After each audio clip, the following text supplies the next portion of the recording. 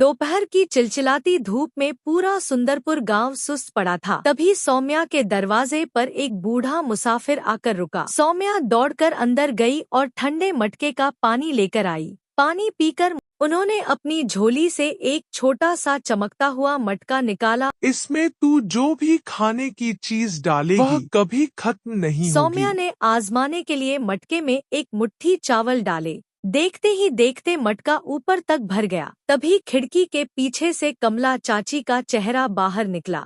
कमला चाची ने अपनी साड़ी का पल्लू ठीक किया और टेढ़ी मुस्कान के साथ बोली, ठहर जा सौम्या, अभी बताती हूँ तुझे। रात का सन्नाटा पसरा हुआ था। सौम्या और छोटी पिंकी गहरी नींद में सो रहे थे। तभी खिड़की से एक परछाई दबे पांव रसोई में दाखिल हुई। वह कमला चाची थी, जिनके हाथ में एक खाली बोरी थी। कमला ने जैसे ही मटके को छुआ, उसे हल्का सा करंट लगा, पर लालच के आगे उसे कुछ महसूस नहीं हुआ। अब कल से इस गांव की सबसे अमीर औरत मैं होंगी।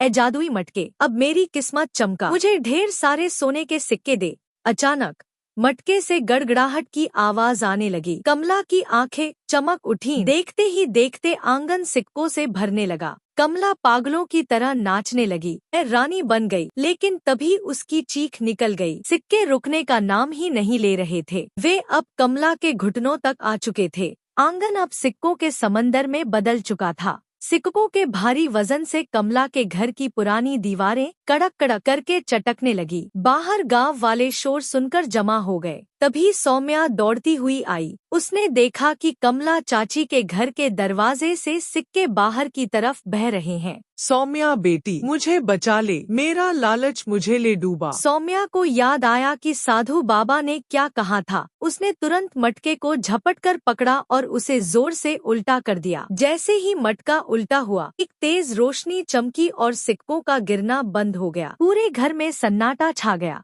कमला चाची पसीने पसीने होकर जमीन पर गिर पड़ी। उनका शरीर मिट्टी और पसीने से लथपथ था।